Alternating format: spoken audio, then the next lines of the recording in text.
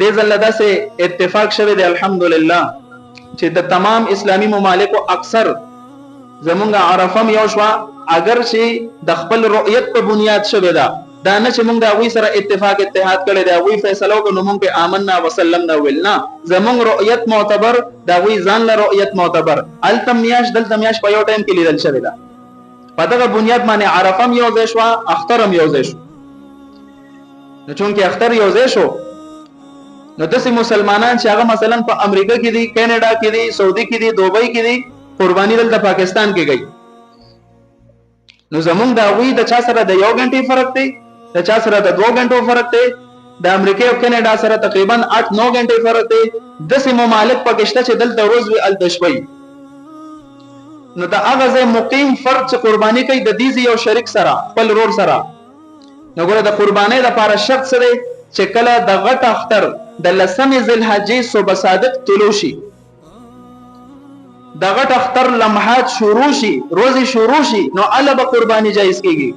او بیا چې کم خلک په خار کې اوسېږي داسې ځای کې اوسېږي چې هلته د اختر منځونه کیږي عیدګاه د مسجدونه دي د اختر منځونه د جمعې منځونه کیږي نو هلته حکم دا دی چې کله د اختر منځونه وشي نو بیا به ذبحه کوي مخکې د ذبحه صحیح نه ده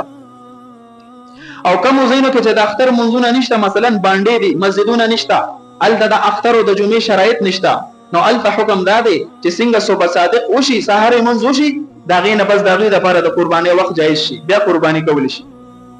نو اوس مسله دا ده کم چې دوبۍ کې دي سعودي کې دي کینیډا وغیره دې ممالکو کې مقیم دي قرباني دلته کوي تا سره په څاروي کې شریک دي نو ته به در هغې قرباني نه کوې تر څو پورې چې هلته د اختر وس شروع شوي نه ولې چې تا دلته د اختر مونځ پسې لاړې قرباني دې وکړه او دلته د سحر شوی نه دی د اختر وس شروع شوی لا نه ده نو دغه قرباني خو دې برباده کړه خو نه شوه که نه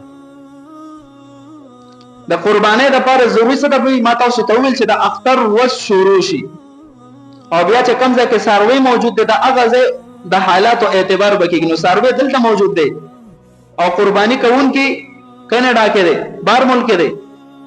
نو د دې ځای حالاتو ته به کتل کېږي دلته چې د اختر منځونه وشو د هغې نه پس چې ته قرباني کوې نو ته به اول دا اندازه وکړې چې زما رور ماما تره په بهر ملک کې دی آیا هلته د اختر ورځ شروع شوې ده کو نه ده شوې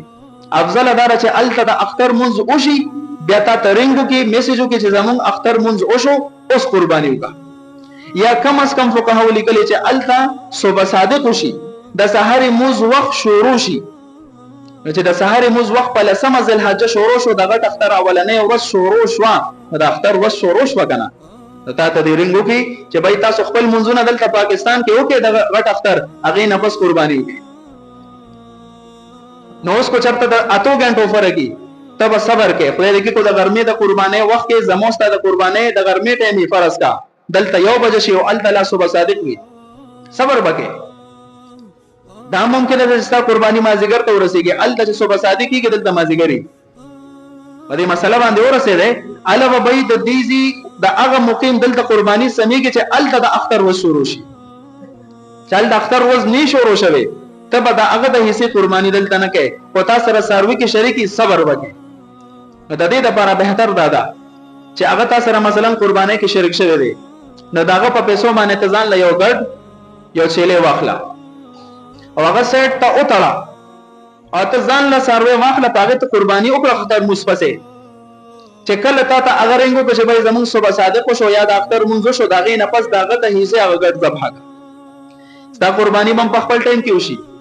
او د هلته د اختر ورځ د شروع کېدولو نه پس به دغه قرباني دلته بیا وکړه د دې کې کوم مازدیګر وي او کوم ماښام یا په سبا باندې د اختر په 2 ورځ وي دلته هلته پیله ورځ وي نو چې د دې خبرې پکې خیال وساتو